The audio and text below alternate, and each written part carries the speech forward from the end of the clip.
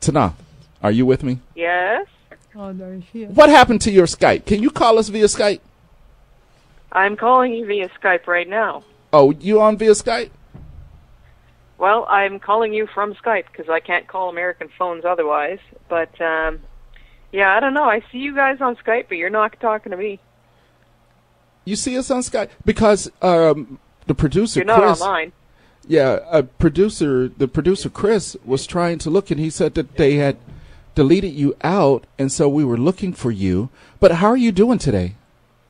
Well, I'm doing pretty good. It's a cold and blustery day, and Well, that's Canada. Got some errands to run this afternoon, but hey, yeah, that's Canada. It's Thanksgiving weekend here for us. Oh, is it? Yeah. Tomorrow and Monday are our Thanksgiving days. We get Monday off as a stat holiday, but a lot of people will do the turkey on Sunday because that way they can have, the Monday for the aftermath. Well, people don't know you are absolutely an awesome cook. What are you cooking tomorrow? Tonight, actually, I'm making gluten-free battered fish. Okay. But I'm not stuck with the turkey this time, which is rare because usually it's me who ends up cooking the turkey. Uh-huh. And, well, you know what? I guess what I better do is I better formally introduce you. So, wait. So, whose house you going? Well, I'm not going to ask you that. But you going over, and see that next month will be our Thanksgiving, and we'll be eating turkey. Yeah, I know. And we never could understand up here why you have it in the middle of the week. Doesn't seem to make sense because you don't get the next day off. Yeah, we do. No, we don't. Yeah, we do. Some departments do. We'll Depends see. on your job. Listen, you have to be a government employee. Oh, excuse me. And it has to be negotiated in your contract. They don't call it Black Friday in America for nothing. Right. That's why they did, so that people could get off and shop and shop and shop. They can shop. See, you eat turkey on Thursday, you're lazy on Friday, but people have gotten so caught up in this thing that my youngest son, went out at 12 midnight so he could catch the sales. What the hell are you going out? What sale are you trying to catch? Did I lose her? Yeah, I don't know what's going on with the system. Get her back. Yeah, I'm trying to see if it goes back. Oh, so Vince. Yes. I'm going to give some shouts outs while we're getting Tanaath back. Huh? Yeah, I got her phone number. I've got the number, but she'll call back. Tell her to call back. Tanaath, call back. Anyways, I want to give a shout out to all my Fright Dome people. Because, I'm working Fright Dome at Circus. Tell them what you are. I'm the mom in the Collector House, which is one of our premier houses this year. And apparently I'm the talk of the house. Like, they do surveys afterwards when everybody goes through the house, and they ask them what they like the best, and apparently the lady in red in the tub getting her mouth stitched together is very popular. They like the fact that you got on that little red negligee? Oh, probably. Probably. Oh. Or, getting your mouth stitched it's up. so funny because as groups of people go through the house, they have like a guide to get them through. And inevitably, as I'm doing my thing in the bathtub and the collector is stitching my mouth up, there's always like one guy at the end of the group as they're going off into the next room that has to turn around and gawk at what's going on. He ain't gawking at what's going on. He's gawking at what you wearing. No. I think it's more than that. I think it's the whole. He gawking process. at what you wearing. No, You're the lady in red. I think he's kind of creepy. That's what it is. You're the lady in red with the little negligee on, laying in the bathtub, getting your mouth stitched up. Wouldn't you gawk at that too? There's a reason why people are talking. I don't know. let me do this biography of Tanaath for our listeners who have never heard her before. And let's get into this thing because we gotta get ready to roll, and we're having technical difficulties. So hopefully we'll get her back up. But I am going to do her biography, and then we're going to get into some things because I'm ready to roll. I was out to 4:30 in the morning singing. What a wonderful world this will be. Yes.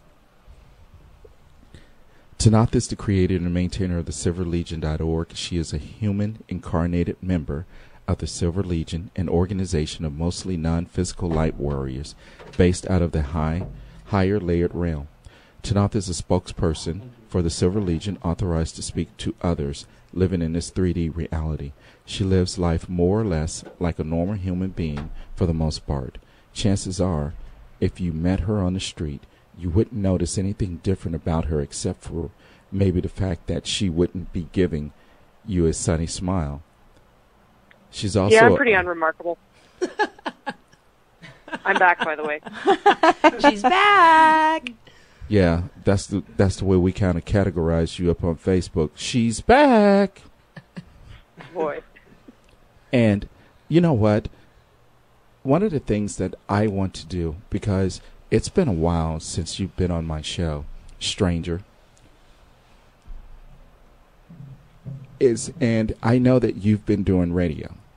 So, and I know that people call you up and they ask you a lot of different questions. But what I want you to do right now, and in actuality, this was sent to me by a listener that said, Vince, you're asking for people to submit questions to her because people want these answers.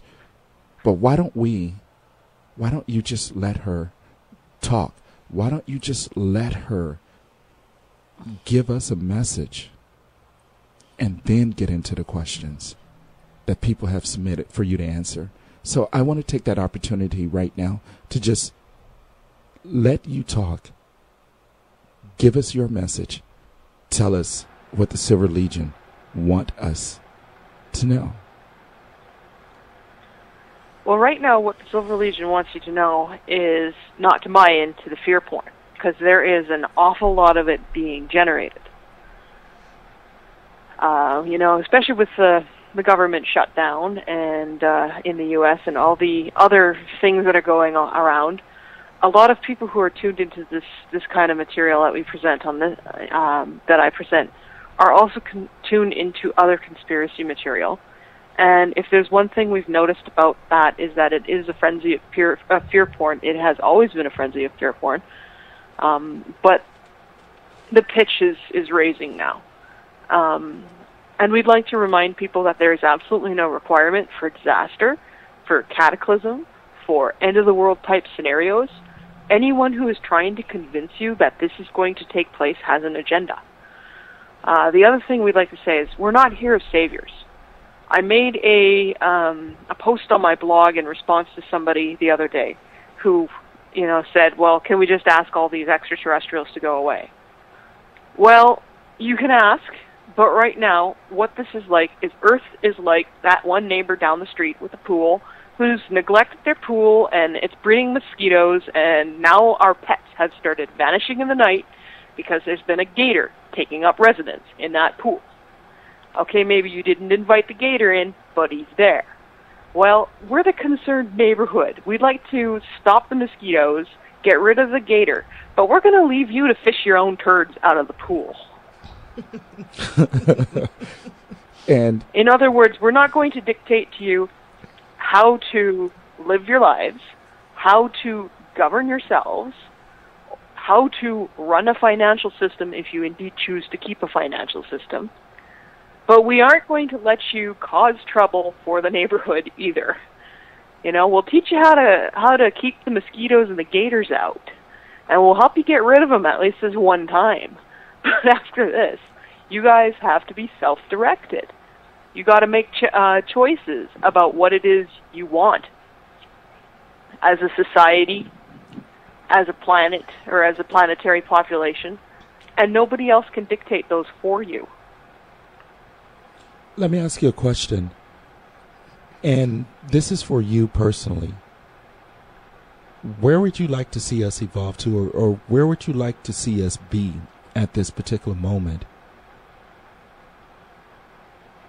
You know, I'm seeing a lot of change. It doesn't look very obvious unless you look for the signs, because, you know, the media is still controlled.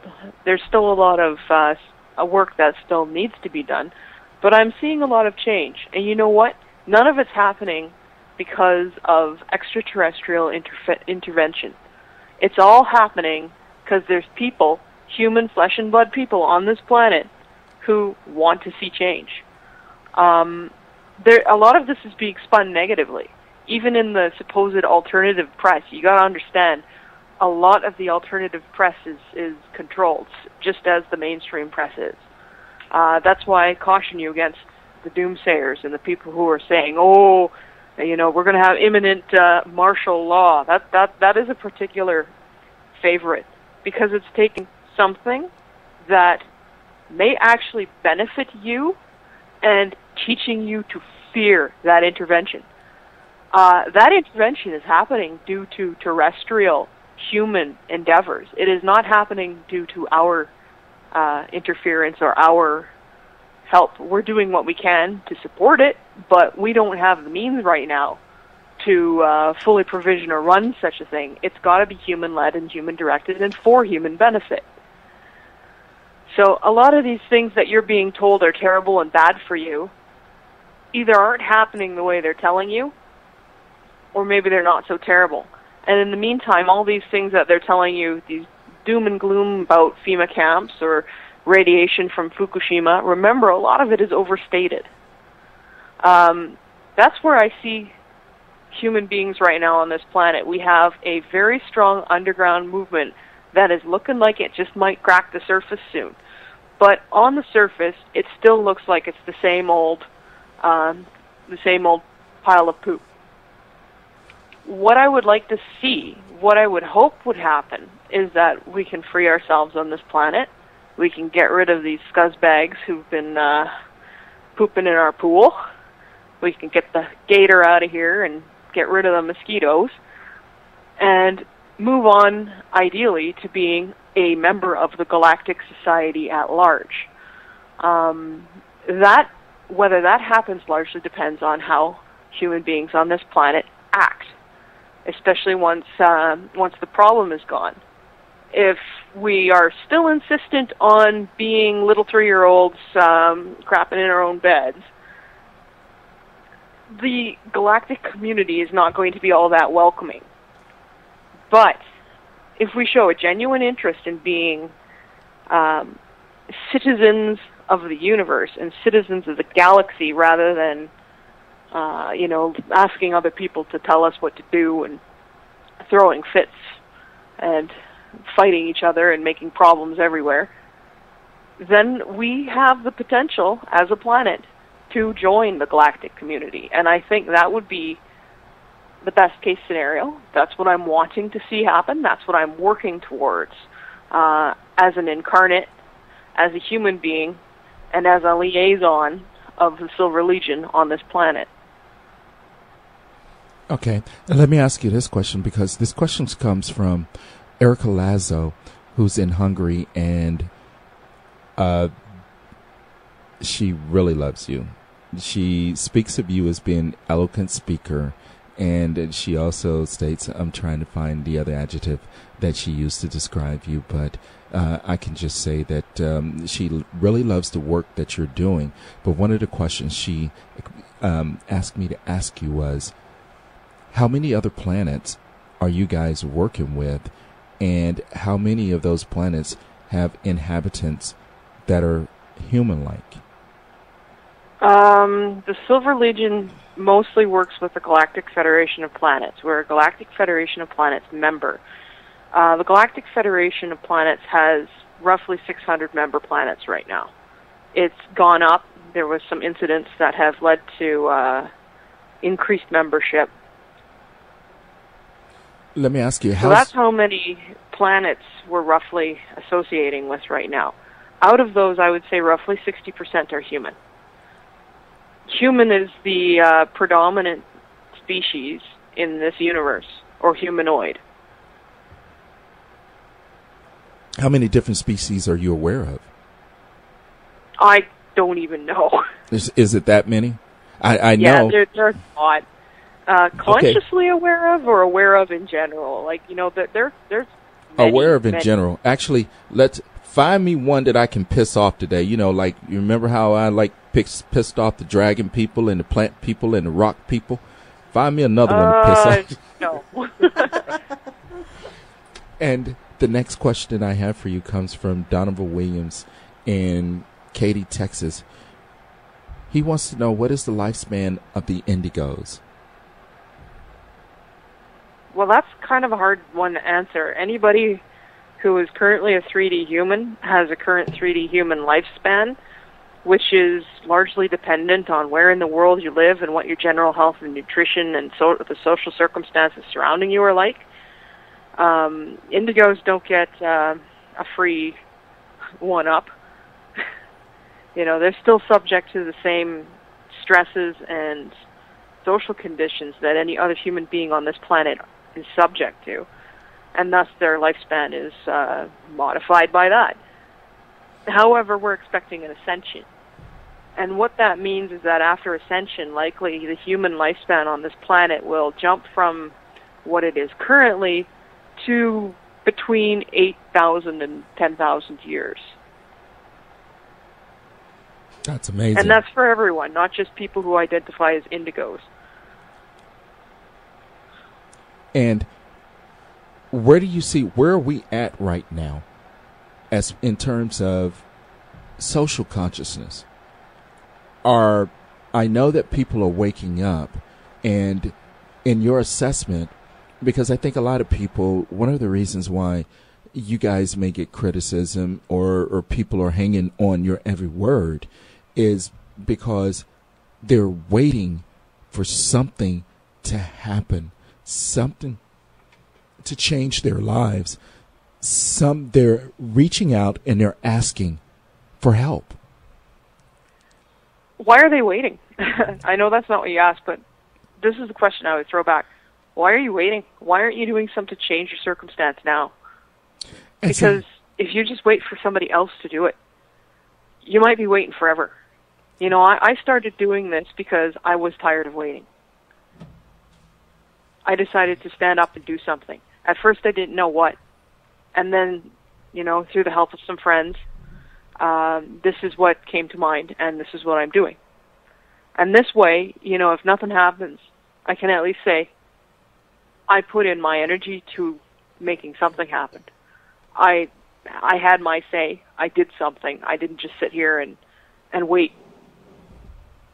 Yeah, and I understand that, but I also understand the sentiment of people, because people look at the world and they say, oh my God, they look at the corruption in government. They look at the wars. They look at the suffering. They look at all of these different things that are going on in the world, and they're saying, and I think a vast majority of them, especially the ones that are your audience, the ones that listen to me, the ones that are aware, saying, okay, we're trying to do all that we are doing.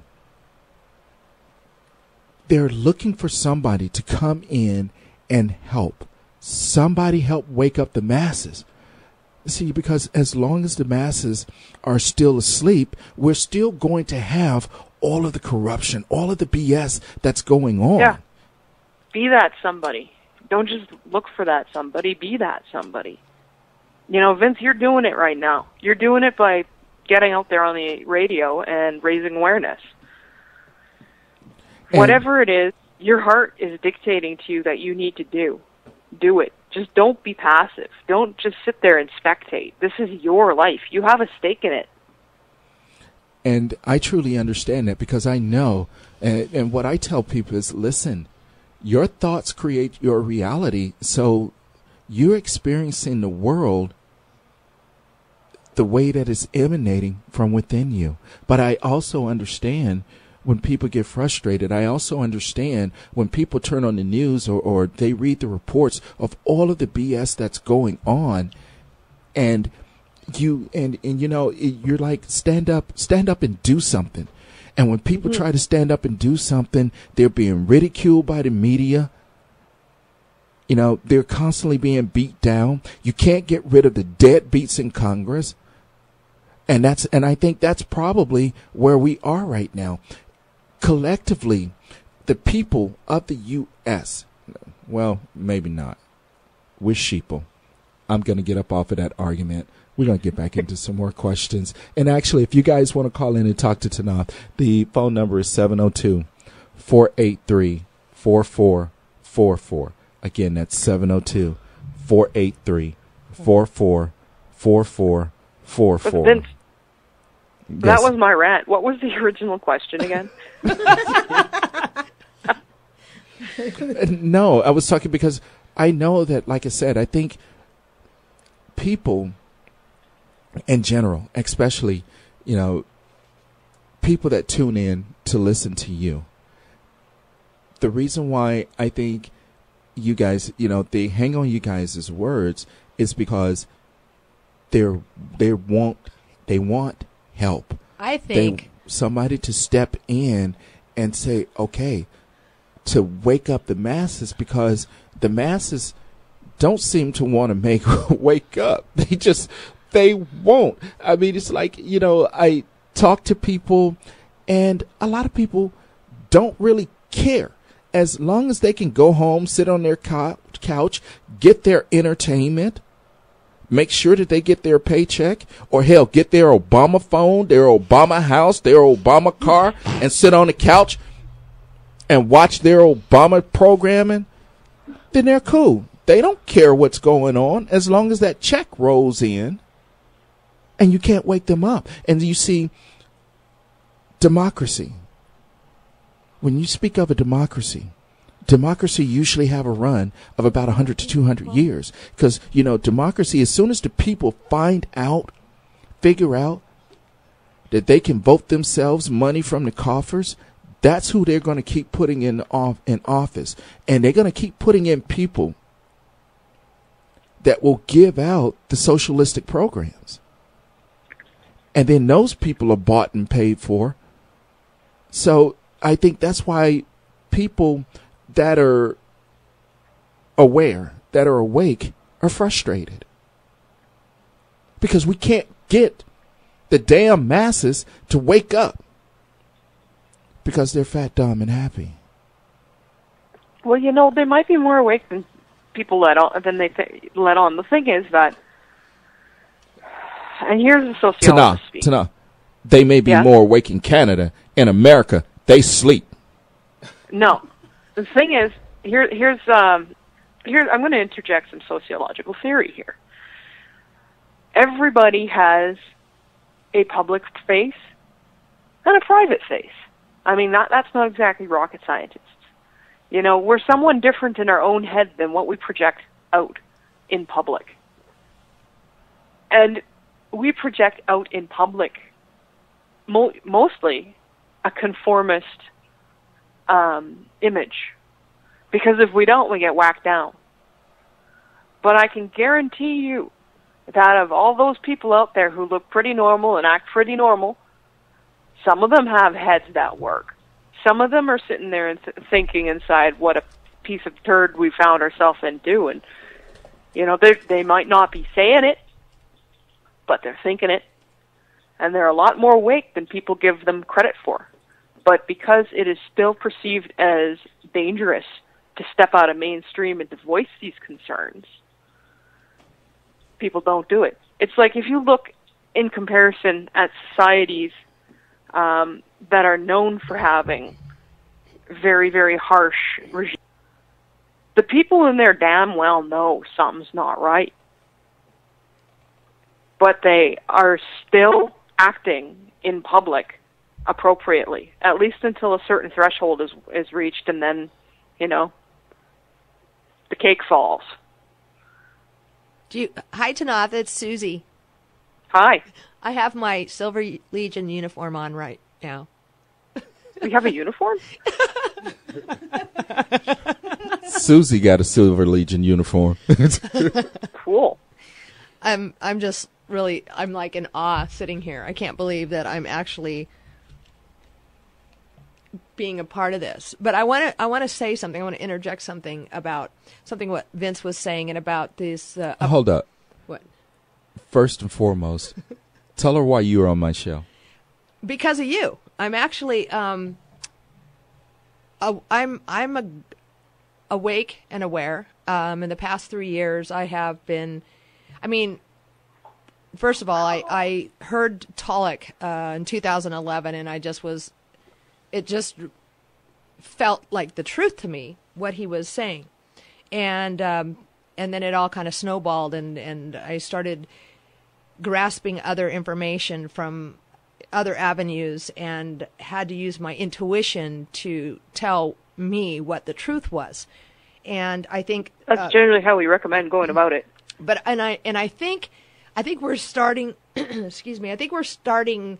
People are starting to wake up. I think the key is to get back in touch with our intuition because of, especially here in the United States, the dumbing down and numbing down of the human being with regards to the toxins that are out there. I think that has a factor.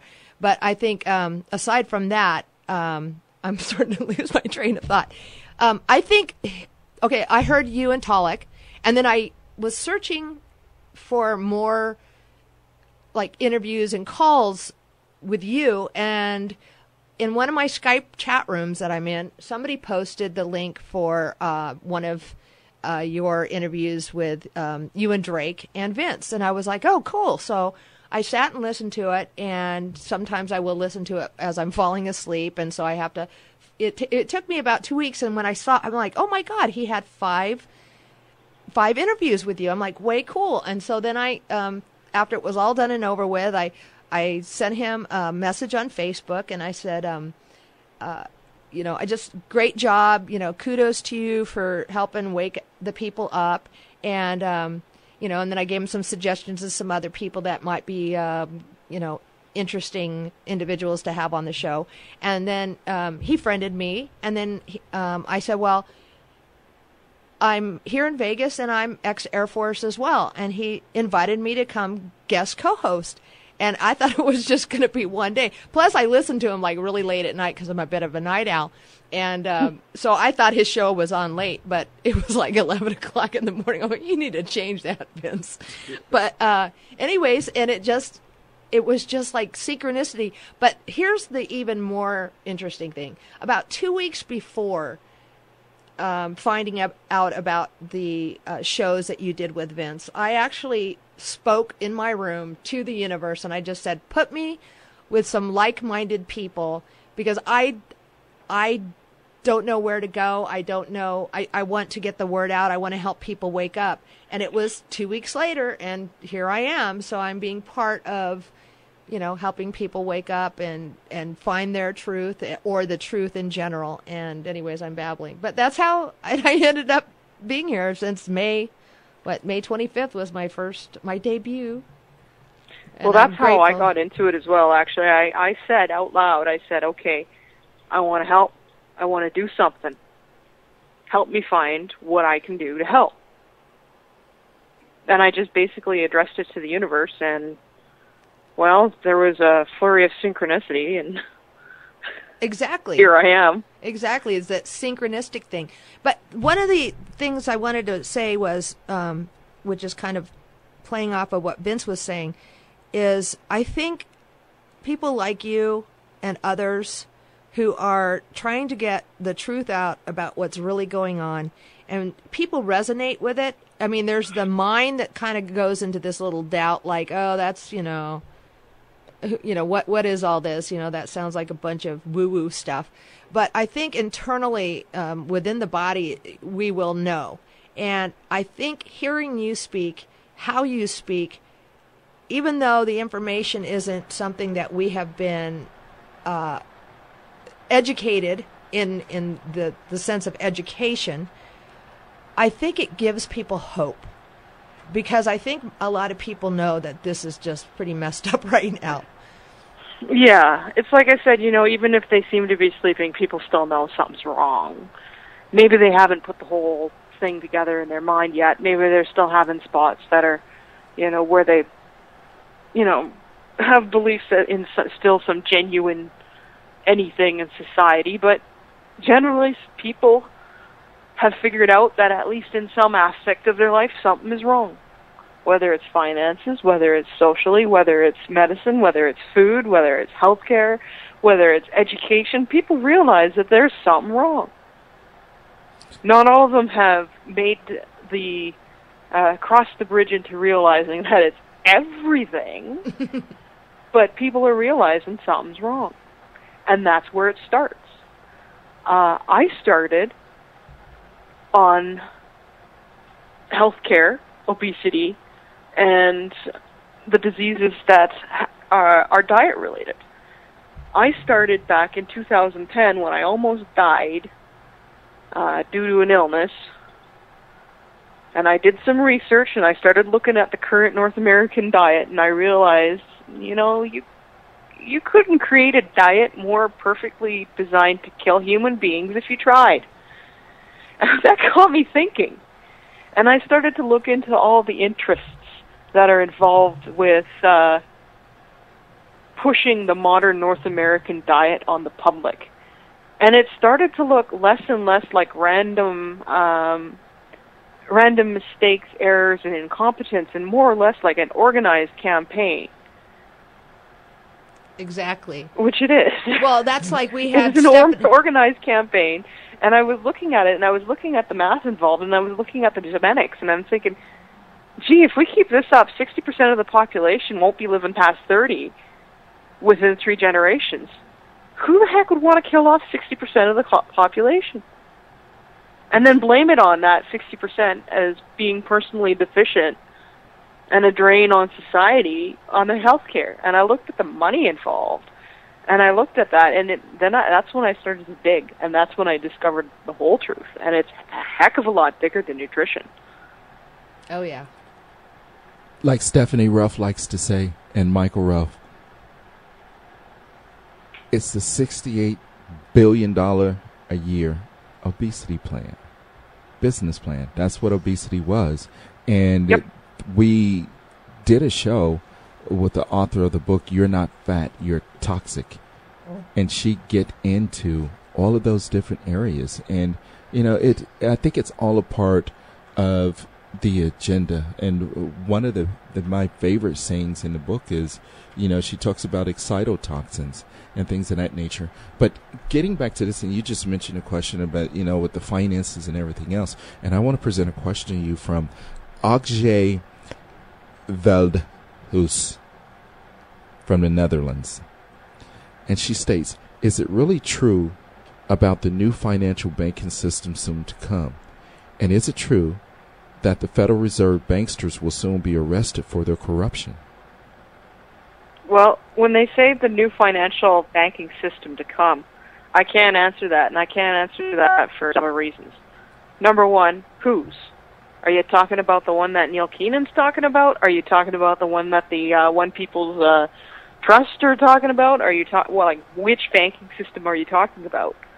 There's not going to be any dollars to dinars or dongs, I doubt. I don't think that you're going to see any of that stuff. I'm personally banking on Neil Keenan because my people have checked him out. And out of all these various groups doing this various financial stuff, he's the only one who seems to have anything. And what is his system? Like I said, I've got my people's assurance that they've checked him out, and it makes sense. The GFP's got their best guy watching over him, their financial expert. I am not a financial expert. I can manage my own household finances. That's about it. I'm not going to tell anyone anything about what they can expect financially because, honestly, I don't know dick all. All I know is that my people support Keenan. out of all these various people running around doing this stuff. They like him the best. Okay. Let me ask you, because she also had a question. She wanted to know about the Andromeda Council. And she says, are they still to be trusted? And when I looked at this question and I thought, I go, okay, one of the things that I want her to know is the Andromeda Council is about a lot of beings. And yes, it is. There are a lot of different groups involved from 2 different galaxies. There's a lot of people in that. It's a UN type situation, right? Like they're not a government. They're not a nation. They're not one thing. It's like a UN. Yeah, and some of the most famous angels in history are members of the Andromeda Council. And one I want to ask you about is Metatron. What the hell is Metatron doing? Metatron is a geometric shape. Okay. Metatron actually isn't an entity. Metatron is, if you look into things like gematria and sacred geometry, Metatron is a shape. It's not a being. Somebody at some point developed this notion that Metatron was the voice of God and an angel, and then basically somebody else picked up on that idea and started, quote-unquote, channeling Metatron. We know of no such entity. Sorry. So there's no Metatron? Sorry. Oh, Most Lord. of these beings who are using these familiar names based on authority and religion are probably not talking with your best interests in mind. And I will say the same thing I say about any being presenting itself, and that is no matter who they are, whether it's me, whether it's the Andromeda Council, whether it's Metatron, or the Grand Poobah of Herpville, it doesn't matter. Use your discernment first. Even if it sounds wonderful, even if it sounds like something you really want to get behind. And trust me, I watched the channels, read some of the channeled sites for a little while, and it all sounded really awesome and really rosy and really imminent, but there was something about it that just struck me as extremely false. And just the level of anger that the community had against anybody who stepped out or doubted or challenged or thought for themselves was a real warning flag for me, a real sign that, hey, something ain't right with this. And then I did finally receive personal, very direct confirmation that these guys don't have our best interests in mind.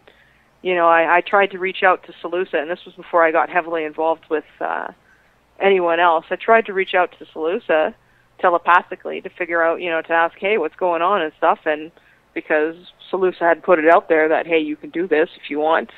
And I got attacked for 3 days straight. I couldn't sleep. It was very, very not nice. And finally I traced the attack back to this Salusa and basically gave him a backhanded slap of my own, and at that time I didn't realize it was just an AI robot, but I did something and got left alone after that. Tanaath. Yeah? For those new listeners out there, explain what an AI robot is. It's an artificial intelligence. It's basically a computer program hooked up to a relay that's designed to pump out identical messages to anybody who's open. And when you go out seeking to speak to Salusa, you get contact with this AI, which gives you canned robotic responses. It's got a limited amount of script in which it can seem to reply like a thinking being, but it really isn't.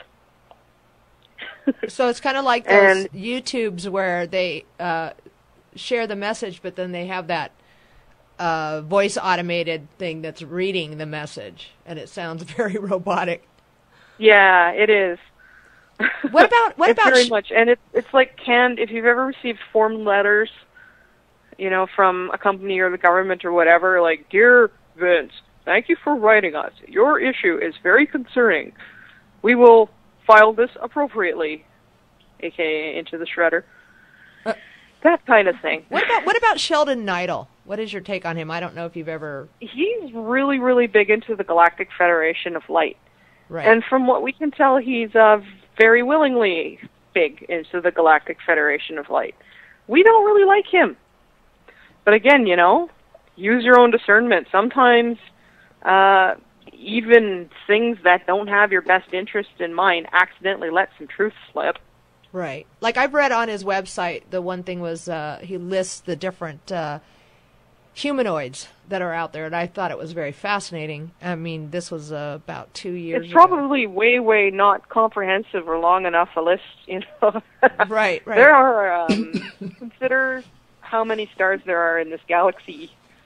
Now consider that every one of these stars likely has an inhabited planet, if not more than one. So that's 300 to 400 billion stars in this galaxy alone. And each one of those planets, around each one of those stars, is inhabited. And 60% of them are humanoid, at least. Give us one of those planets. That's the kind of numbers we're dealing with. Give us one of those planets that you guys are working with. But before you answer that, I have a question for you. Yeah? Our president,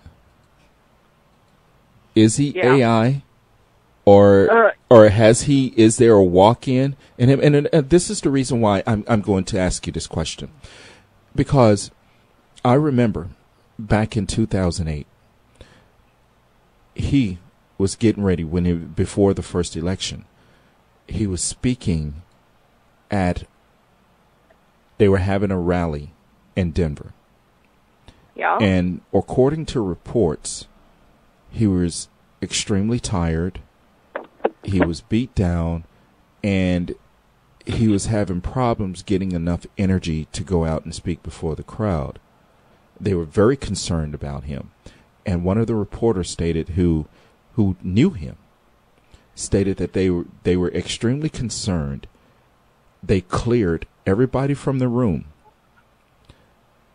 I don't know if it was, I want to say, and I think her name is Linda Garrett. I can't remember who his handler is.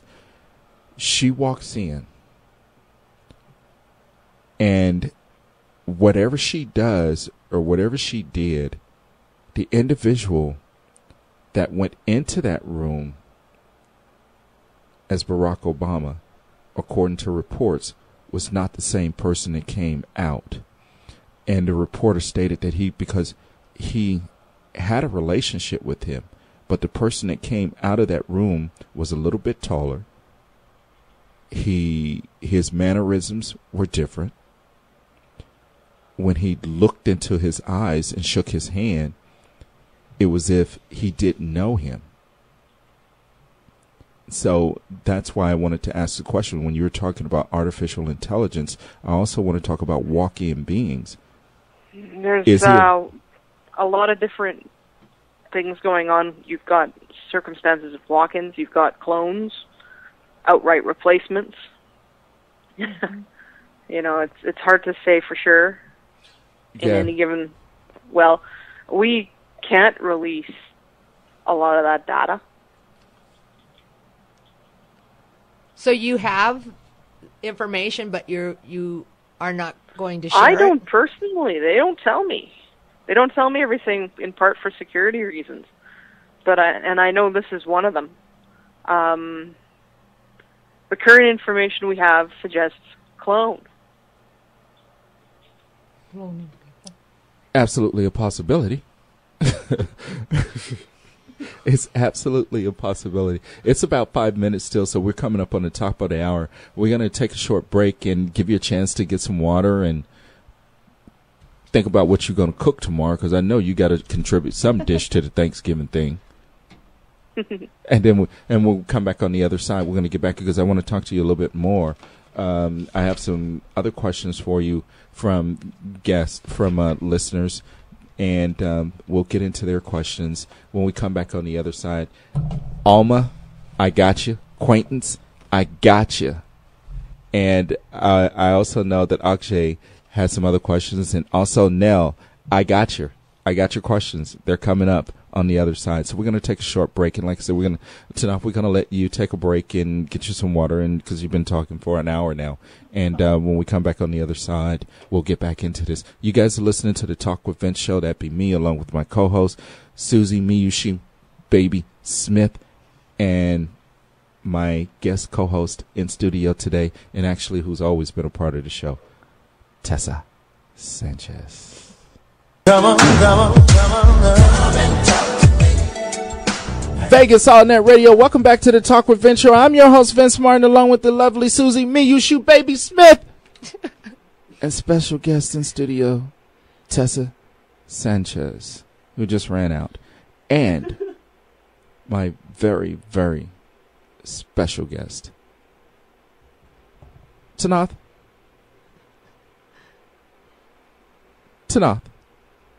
Yes. Have I told you lately how much I love you? There's an excellent song by that name. Thank you, Vince. I know, and I guess I better get back. I better get back into these questions.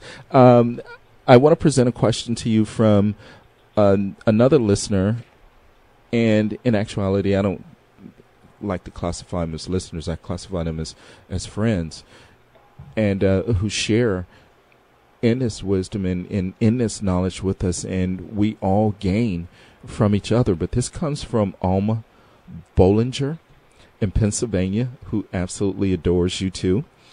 And Alma's question is, she goes, "This is Alma, and I was wondering if you would answer a question in regards to twins.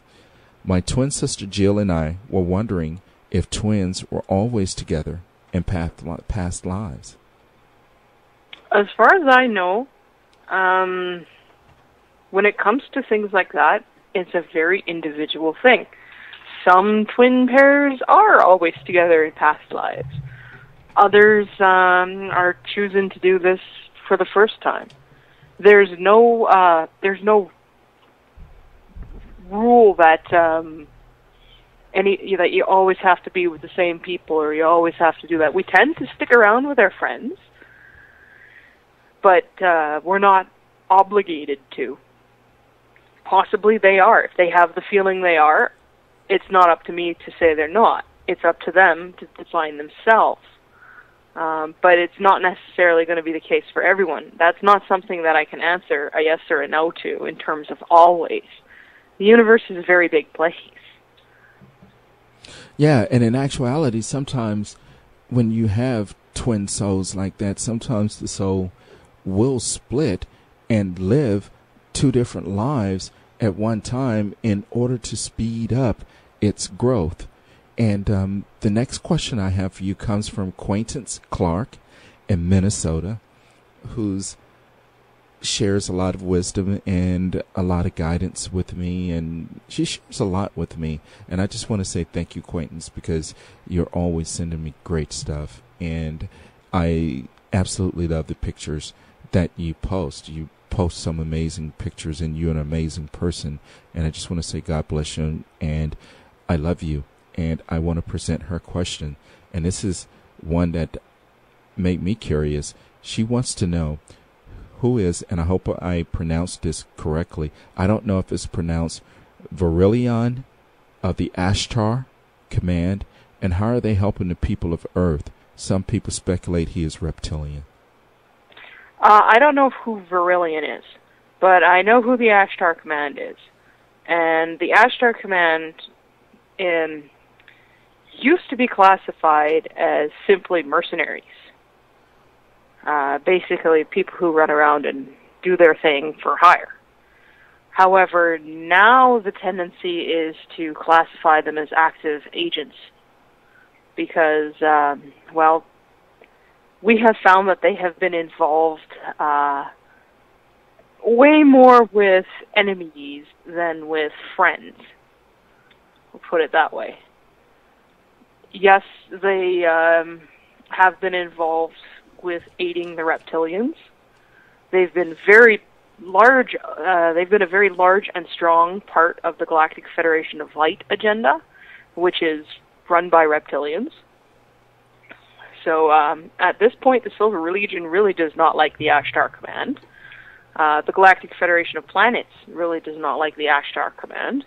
Once again, you're encouraged to make up your own mind, not just go by what I say. Use your own discernment.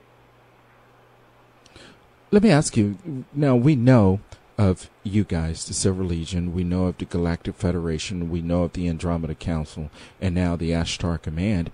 How many other groups are out there? Is it there multiples that have these sort of commands or federations?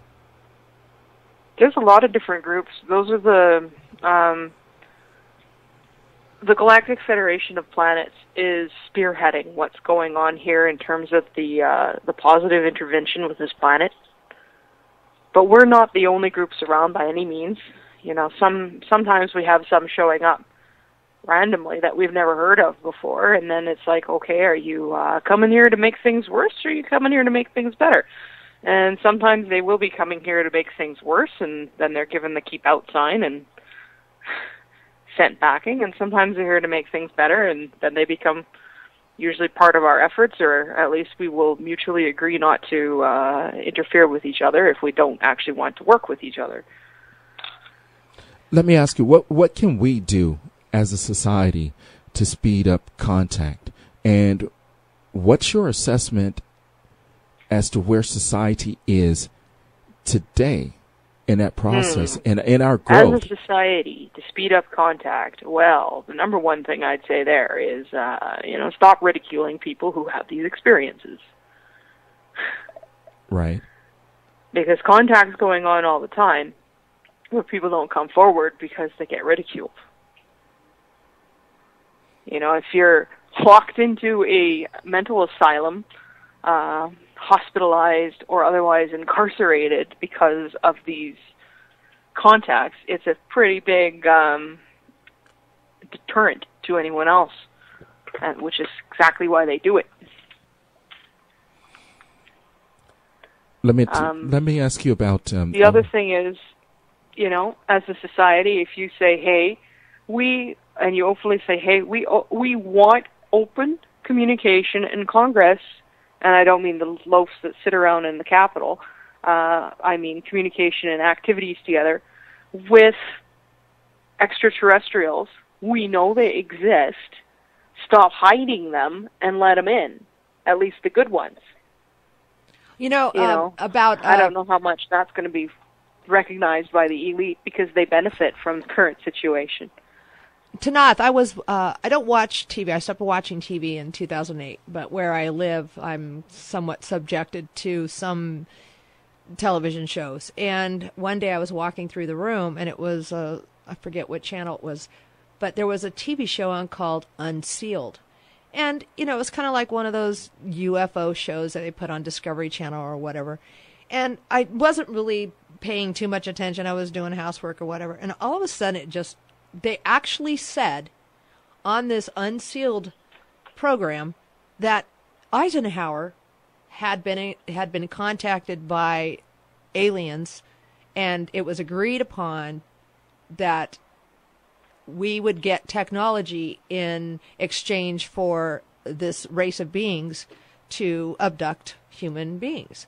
And I had to sit there and, did I just hear them openly actually on the TV? Yes, because all this time they've had shows like that, which is like all subjective and, well, this could have happened. We don't know for sure. Or, no, it didn't happen, based on what the government is saying, denying all of these extraterrestrial or UFO, interactions.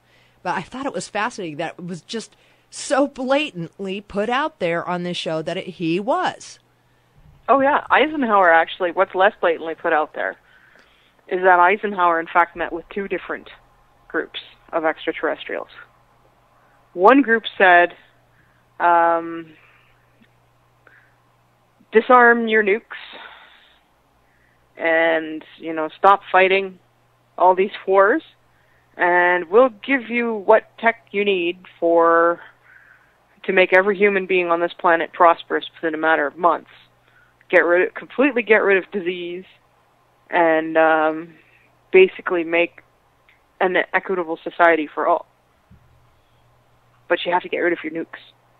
And the other group says, we'll give you weapons, we'll give you secret tech, you get an edge over the Russians. Give us your people. They don't need to know what's happening. Guess which group Eisenhower went with? Well, not the first one. Nope. And as it happens, the first one was the Galactic Federations of Planets. And actually, my brother, who was also on the Gene Roddenberry contact team, was one of the representatives who met with Eisenhower. And, well, yeah, we know which one they went with. It wasn't the ones who said, hey, disarm yourselves and we'll actually give you stuff that will help. It was the one who said, you know, hey, we'll give you everything you need to annihilate yourselves, and we'll take your people in return. Okay. And those are the reptilians, and they're the ones we're fighting against. Well, let's get back to your earlier reference, because remember when you kept talking about the gator in the pool? Yeah. Reptilians? Yeah, gator in the pool that's sneaking out to kill the neighborhood pets. Yeah, and I kept wondering, And okay, neighbors. I know the gator in the pool is the reptilians. Who the hell is the mosquitoes? Oh, well, you know, the mosquitoes. What people don't realize is this planet has actually had space-worthy tech for a long time. And there is, you could call it a parallel society almost, a breakaway civilization of Terrans who are attempting to live in space and leave the planet using these secret tech. Now, some people call them the Nazis, and yes, they are, I guess you could call the inheritors of that particular philosophy. Well, you know, when they start sending scout ships out, we start taking notice of that. We don't exactly want to see Nazis springing up all over the universe here. We'd kind of like to swat those mosquitoes before they cause too many problems. Wow.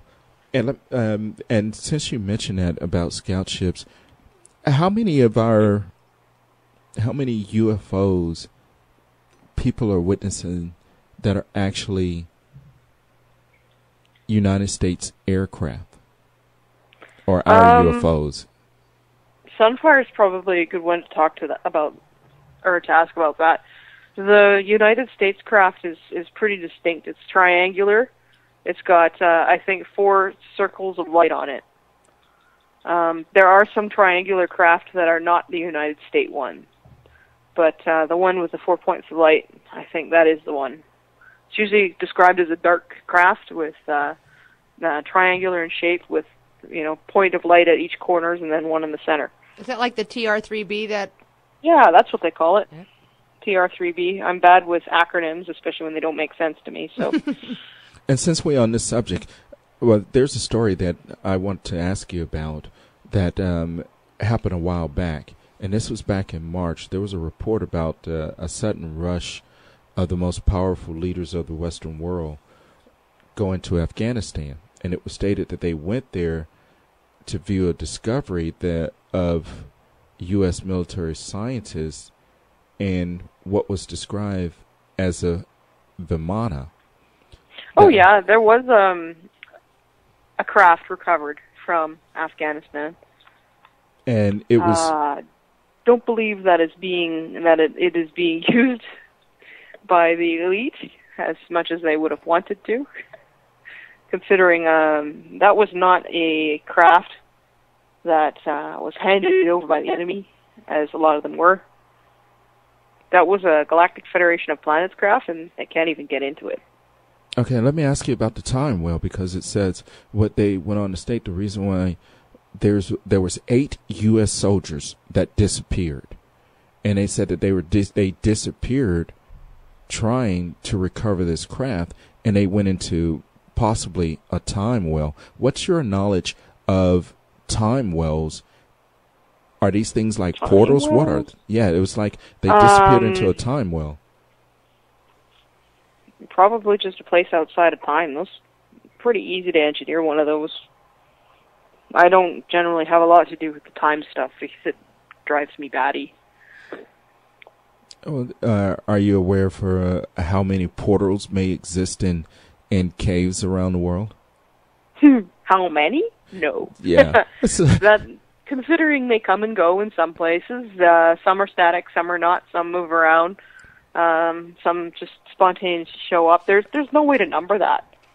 Yeah, but I guess I was more so wondering about these portals and going through these portals, because I remember I was doing some research one time and I came across a story of these two hikers, and they were hiking in the mountains in Northern California, and they happened upon a cave as the weather turned on them, and they decided to enter into this cave. So they went into this cave, and they noticed that the cave kept going.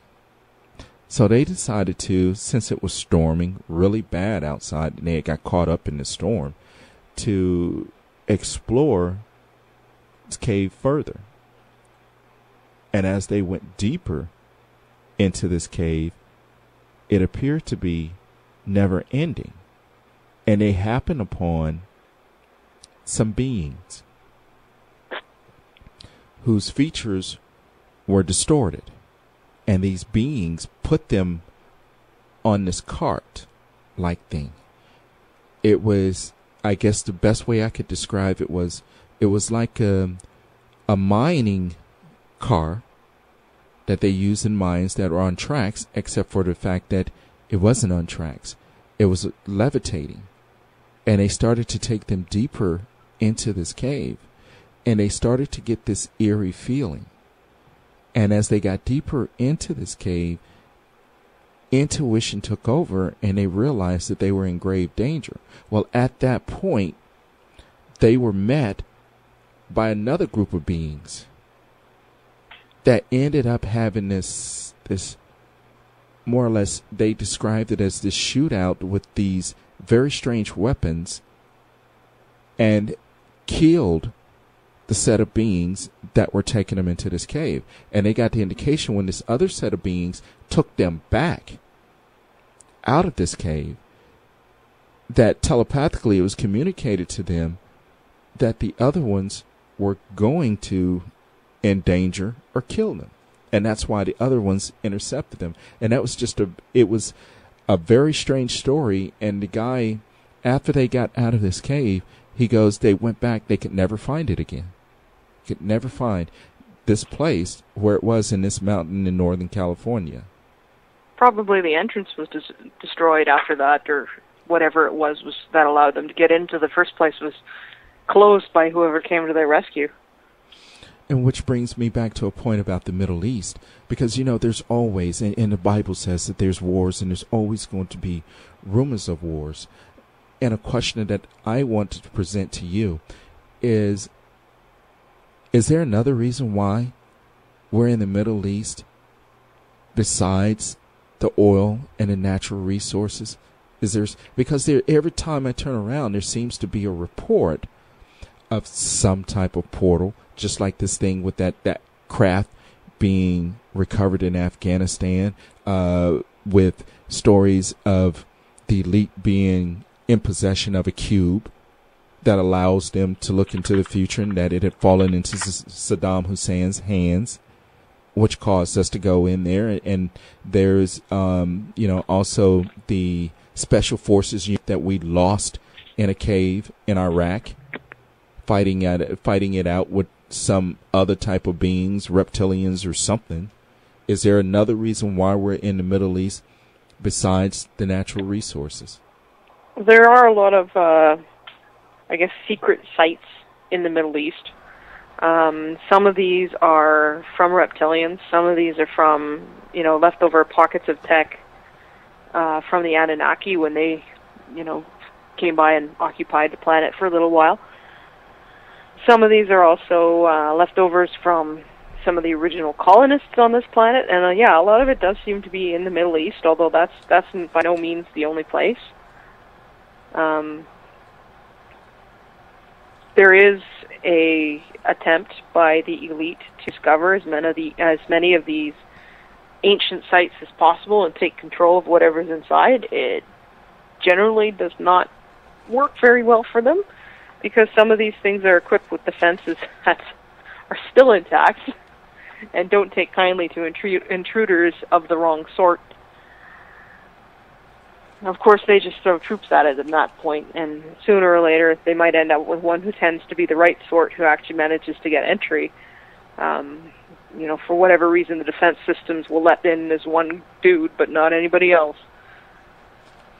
Okay, and the next question I have for you comes from Nell Mabra, and she wanted to know, well, since we're talking about the Middle East, is there any progress being done or made over there, and if extraterrestrials or the beings helping out over there? Because she says that there seems to be an awful lot of suffering, especially with the reports of what's going on in Syria, and it's just, I don't know, the Middle East has just been, oh my God, how much trouble have they stirred up over there? Indeed. I don't know how to answer that, because consciously I'm not getting a lot of data. I do know we're involved. I don't know exactly what's going on. I do know that in some places the situation is worse than what people are being told. In other places, the damage and the harm is being exaggerated. There's a lot of what we get, the information we get from our media and even from our alternative media, it's all distorted. It's hard to get a clear picture, especially since in a lot of cases it's difficult for people who are actually there and experiencing it, who aren't part of the apparatus in some way, to get information out. Okay, and she also had a question. She said that you spoke of a soul trap. She wants you to explain it, and how does that affect all of us, or all of us all years, affect us all years, is what she says. She says, you spoke of a soul trap, it is deep, and how does that affect us all years? I really don't understand what she means by that question. Neither do I, but were you at some point discussing a soul trap? I have discussed the soul trap in the past. I would have to say that it no longer affects us. What the soul trap was designed to do was, when we died, basically catch us before we could go back to being whatever it was we were, or before we could go back to source, and condition us to return us to this planet as human beings on this planet without memories or recollections of who we really were. The soul traps have mostly been shut down or stopped from what I know. If there's any left that we missed, as soon as we find them, we deal with them. What I want to know is, what's going on Mars right now? Oh boy, Mars. Mars is the never-ending war zone. Nobody actually lives on Mars, but everybody tries to take it. We consider it largely a waste of time. You can't hold the place. and let's get back to the Silver Legion's planet. How's you guys' planet doing? Oh, it's lovely. Harmony before we started terraforming it, it was largely a desert world. It's now more like a tropical world. So, anybody who's a fan of beaches would probably enjoy Harmony immensely. I'm sure I'd find it a little too hot for my taste. I like it cold. Yeah, we know that. We have a permanent population of about 150,000 on Harmony right now. Not all of them are Silver Legionnaires, but they're all affiliated. And what type of recreation are y'all doing up there? Right now, Harmony is mostly, I guess you could call it a holiday or vacation space for the Silver Legion. Like I said, we've got about 150,000 people there permanently. Some of them are civilians, spouses, children, whatnot. And we're largely using it for recreation and housing for people who don't want to live in the Silver Legion headquarters. Again, the married families and stuff like that. Let me ask you, paint us a mental picture of what harmony looks like. If there's one place on earth that you could equate it to, what would be close? It's, I guess, kind of like, I don't know, I haven't been to many places on Earth. There's no large land masses. It's all archipelagos and island chains. And most of these islands have sandy beaches. There's a lot of fish, a lot of ocean, no ice at the poles or anything like that. So it's mostly water and desert, and it's sweet water. It's not salty water. It's the water is drinkable, the ocean. They also don't get seasons, so it's pretty much always hot. Like, think Vegas in the summer, hot. Mitigated somewhat by the ocean. Okay, wait a minute. You telling me if I go to Paradise, I'm going to get Vegas weather? Or Harmony, I'm going to get Vegas weather? Hot. Well, it'll be a lot less dry, but it's hot. let me ask you about the ocean, because you said if the water is sweet and drinkable. Yeah. That doesn't mean that it's got sugar in it. Sweet water refers to water that you can drink. That you can drink. And yeah. Is the water there, because a lot of people don't realize, is the fact that water, our oceans, in actuality, are alive. And if we were more aware of its consciousness, people would never drown.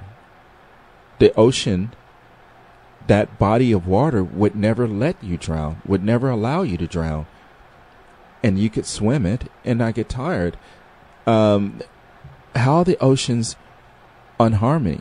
Are they very much alive and Oh yeah, the oceans, the land, everything's alive. The planet does communicate with us. It likes having us there. It likes what we've done to the place, sort of thing. It likes what we've done to terraform. It likes what we've done to add life and to add diversity. I've never heard of anybody drowning on Harmony. No, that only happens in our oceans because we're so out of touch with Gaia, Mother Earth. And that's the next question I want to ask you is, how is she doing? How is Earth doing, and where is she at in her transition? She's cranky. She wants change, and she wants it now. Like most of us. Yeah. She wants change, and she wants it now. And that's like most of us. And which brings me to this point is because, like I said, a lot of people are starting to express frustration with contact not being made. Again, I know that you said earlier that it's an individual thing, but I think that it would serve and it would wake up the entire planet. And of course, I guess to think, see, I'm sinister. I'm really sinister because I guess I want them to land so it'll destroy religion. Yeah, it would. We've got some issues with contact in that, we still can't touch our ships down to the surface. So right now, the best we have been able to manage is lights in the sky. Sorry, guys. We want more. You want more. Until we crack this technical difficulties. Enjoy your lights in the sky. Is there a way that people can focus and maybe join you guys in your realm? We've talked about being able to astral project before. Do you have guidance that would allow people to achieve this goal to where they can get out of body and maybe come visit the Silver Legion or because I know that there's the forces of the triad, and which the Triad, their ship is a member of the Andromeda Council. And I know that if you focus on that symbol, that Triad symbol, it traverses dimensions. All I know is that, practice and intent are the two important things. And accepting the experience you have, or the experience you get, and not insisting that it take a specific form is also important. It is. And now because I was rejecting perfectly valid experiences on my of my own, because I wanted them to take a certain form, and I was upset that that form was not happening. And I decided, oh well, then it must just not be real. Well, it's real. I had to learn how to accept what I got instead of demanding that it happen on specific terms. And that's really important, learning that. And it's a hard lesson to learn. Tanaath, I have a question for you. Just was one I'm sure a lot of listeners would like to ask as well. I don't know if you're aware of Brooks Agnew, and he was planning on an expedition to the North Pole to research and investigate the possibility to the entrance to hollow or inner Earth. And for a long time, we didn't hear anything about it. It was supposed to happen in July of this year. He was going to take this Russian nuclear-powered and all of a sudden ship. all his funding backed out and all that, right? And so now it's been postponed till next year, which I thought super interesting because it had such a almost like 2 to 3 year buildup about this expedition, and then all of a sudden it was almost like a dead stop, silence and nothing, and then they finally updated the website about the postponement. What is your knowledge of inner Earth, hollow planets, etc.? And do you think that's possible that this delay had some ulterior motives by some other beings in delaying this? Yeah, I think there's a lot of ulterior motives in the delay, but again, that's speculation on my part. In terms of inner Earth and hollow, Earth's not hollow like a balloon. Earth has hollow layers. It's not like a balloon with the sun inside, the way some people represent it. There are several different layers and several different spaces underneath the visible surface of the Earth. The society that people commonly call the Agarthans is one of them. I think they are the ones who have the exits and entrances at the poles. I don't know why everybody's so obsessed with these guys. They're really not all that special. Most of them are the remnants of previous civilizations, such as Atlantis, Mu, Pacifica, all of those, previous civilizations of humans that have crashed and burned on this planet prior to this. They're higher dimensional natively than we are. We're 3rd D. These guys range from 4th to 6th, not 3D. So when you're going down there, you're actually usually crossing into a different dimensional pocket, which may be why, it appears on some metrics but not on others, and people's experiences vary. Generally, they're not the ones who Earth considers to be hers. Earth considers to be hers those beings who are vibrating with her. That's us.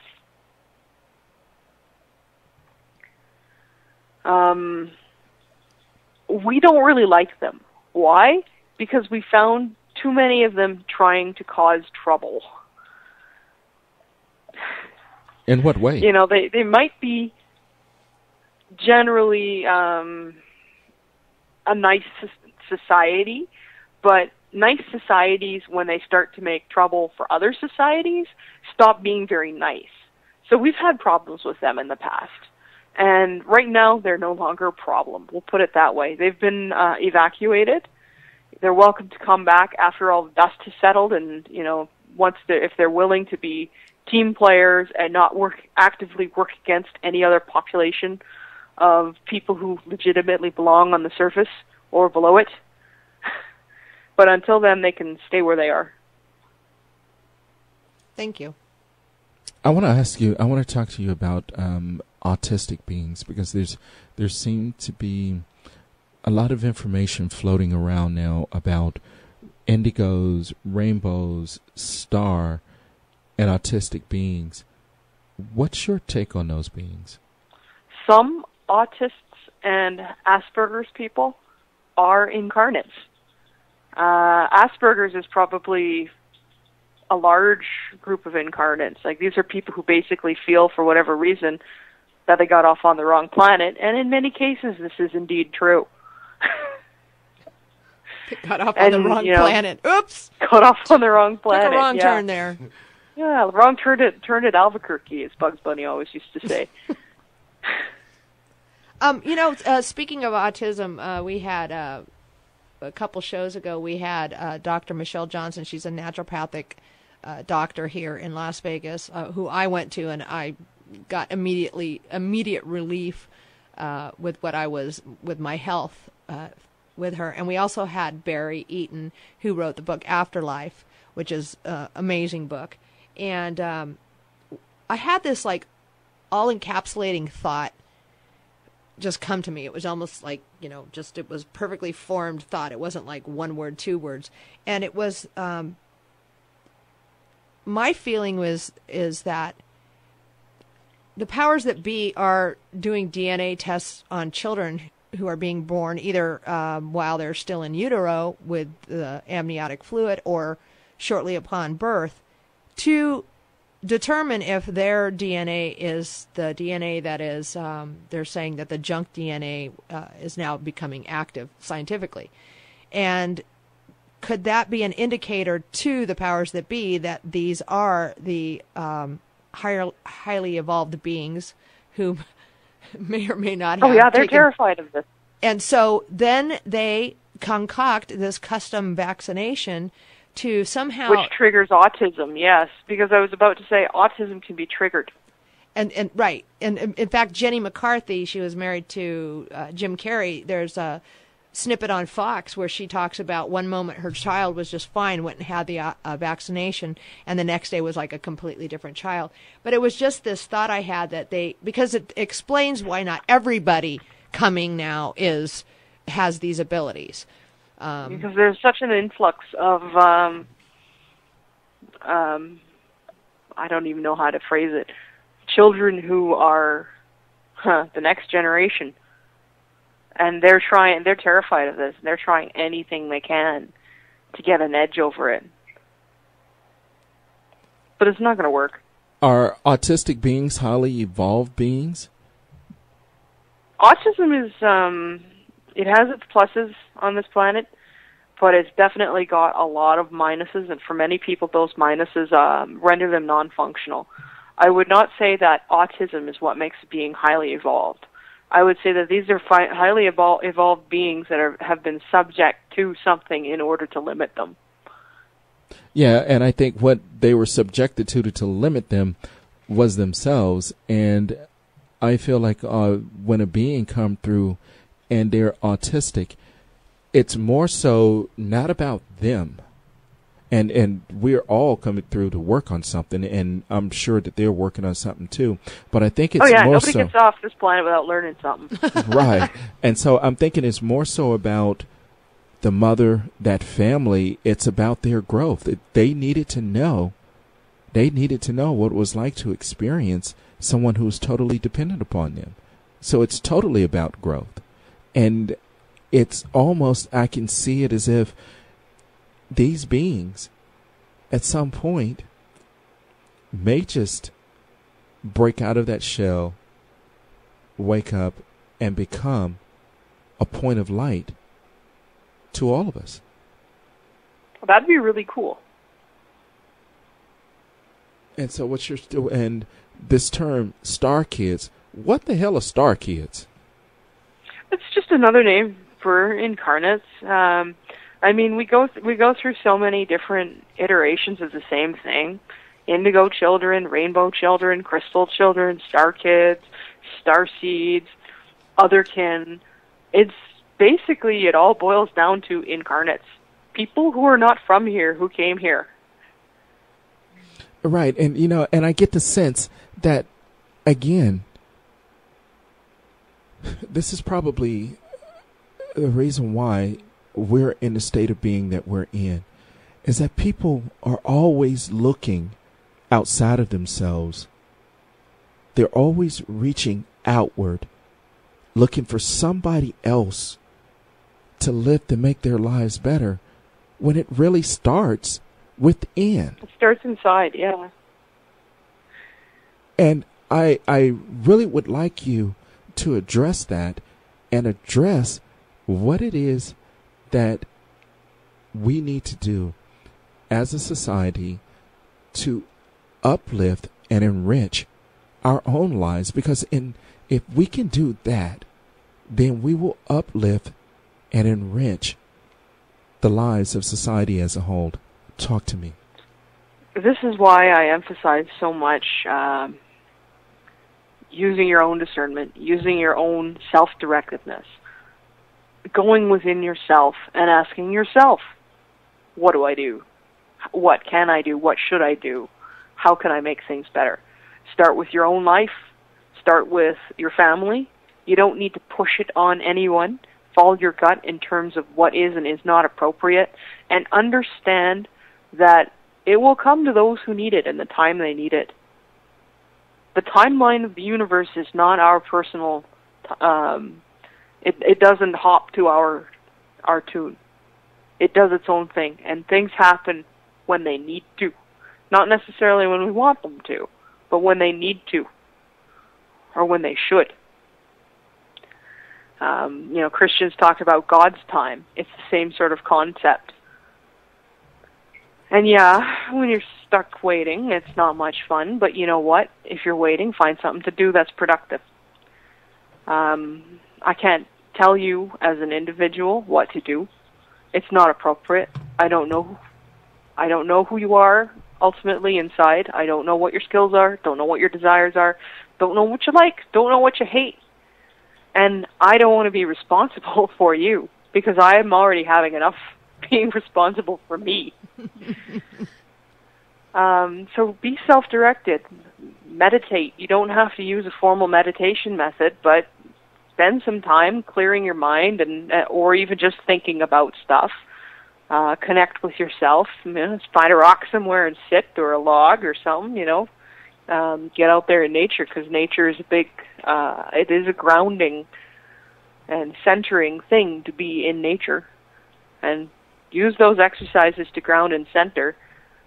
They don't dictate to you anything else to do other than how to prepare yourself to go forward from there. I'm not going to tell you what to do, but I will tell you, make sure you do it. Don't just sit there and wait for somebody else to do it. You got to be active. You got to take control of your own life as much as you can. And if it's not everything that you want right away, at least work with what you've got and what you can change. Thank you. And next question. In your opinion, what's your assessment of when this system that we're currently living under will fall? Because I think that's what people want to know. They want to know when we're going to be from up under this tyranny.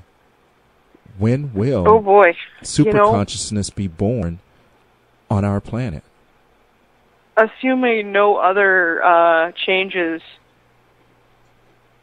such as a surprise ascension or anything like that, it is still difficult to say at what point visible change will occur. Because and I've used this metaphor before. It's like or I guess since I'm using like, it's a simile. It's like we are digging to escape from a jail, and we're tunneling underneath the ground, and we've got our little spoons and forks, and we're chipping out dirt and rock, and we can hear from the sound that the rock and the dirt makes that the wall is sitting. The other side is there. until we put a spoon through it, we're not going to see the other side. We Right. won't know when we're going to break through. We know there's another side because we can hear it. We can feel it in the way the air moves and all of that, but we can't. We don't know when we're going to get there. I don't like to put time frames on anything because it all comes down to soon. And soon can be anything from 5 years to the rest of our life to tomorrow. I will say, personally, I felt compelled to put aside some water and some food and some supplies. Not a lot, enough for about 2 weeks. And I personally felt that inner urge to do it. And once I got that aside, there was a big relief on me, like, whew, now we're ready.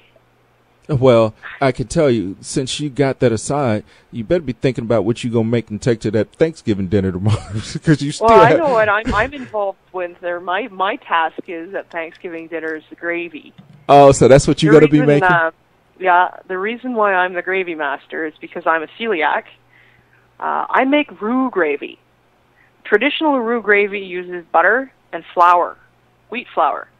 I can't have wheat flour. However, I have learned how to make roux gravy with rice flour, sweet white rice flour. And it works really, really good. Anybody out there who cooks with a roux, yes, you can indeed use rice flour as a substitute. It's a little tricky at first because the proportions are a bit different, and the technique, you got to be a lot quicker with rice flour roux, and you can't brown it like you can a wheat roux, but it works. And I'm the gravy master because of it. Okay, we got that down.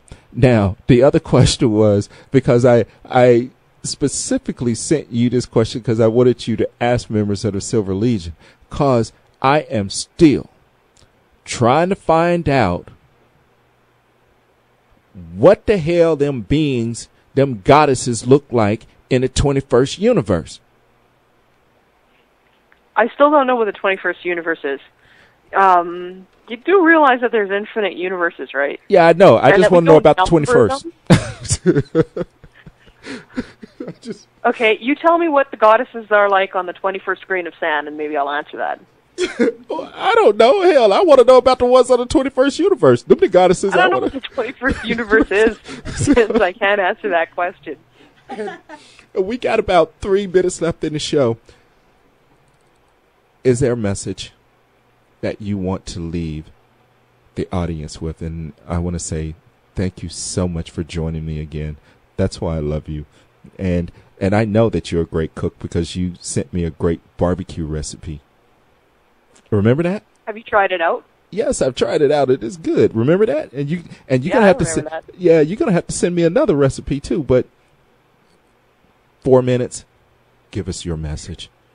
I pretty much said a lot of what I wanted to say. I want to reinforce what I typically reinforce, and yes, I'm repeating myself, but it serves repeating. Don't be afraid. Have no fear. No matter how much somebody else is trying to scare you, don't be afraid. Don't give in to it. And follow your own heart. Whatever it is you feel pushed to do inside, do it. Don't let anything stop you. Don't let doubt. Don't let fear of ridicule. Don't let oh my God, I could never do that. Don't let that negative self-talk stop you from doing what it is you need or you want to do. Start doing it. And if it's a big thing you feel you need to do, start small. Start with small steps. Ask the universe. Show me which first steps to take to get me on this path. Trust me, it snowballs from there. It can snowball big time. The next thing you'll know, it'll be 2 years down the line, and you'll be on the radio talking with Vince. Susie. It does work. And as a Vince. friend of mine here, who is the son of a much, much vilified figure in universal history, says, quoting from Bill and Ted, "Be excellent to each other." Let go. Let God. And I want to thank you so much for being on the show and joining us again. And you're very much a part of my family. So whenever you need to come on, or whenever you feel the need to address us, or you have information, please reach out to me and share it with my audience. And if you're ever in Las Vegas, my lady, I got you. I got your dinner. And listen, I'm going to be doing a TV show called Vegas Lights with Vegas Vince. So if you come to Las Vegas, I'm going to let the Vegas lights fall on you. Oh my God, I don't know if I have the guts to be on the TV. Radio's one thing. You see, I have a family, and I'd rather not have them get harassing phone calls. It won't be anything like this. No, we're just going to be, because we're going to be highlighting human interest. I want to show how great people are, and that we are all full of love, and we're all lovely beings, and that through each individual awareness being raised, we can raise the conscious level of all of us. Love you. You guys have been listening to the Talk with Vince show. That be me, along with my lovely co-host, Susie, me, your shoe baby Smith. Tessa, tell him, baby. Tell him something. You better say goodbye. Oh, goodbye, Tana. I've been listening, even if I'm in San Diego. If you are on Talk with Vince, I always listen, and I really love the way, Thank you. Tell people. I'm glad I can help, even if it's only in, Okay. giving people something to think about on the airwaves. Thank you, Tanaath. God bless. Stay online here after the show. I want to talk to you guys. Okay. Happy Thanksgiving. You're Yeah, going to have, listen, you're going to have to call me on my cell, because there's another show that comes in immediately after me. So that's why we got to get out of here, because they got to come in and set up. So I've got to immediately pack up and get out. It's not like it was before where I could hang around in the studio. So, but Yeah. hold on. Let me ask Chris. Is You can talk to him. I can talk to Steve? Is not coming. He's not doing the show today. No. Oh, okay. Cool. Great. So we can talk to you off the air. Thank you. So just hang on. We're going off the air. God bless. My name is Vince. You've been listening to the Talk with Vince show.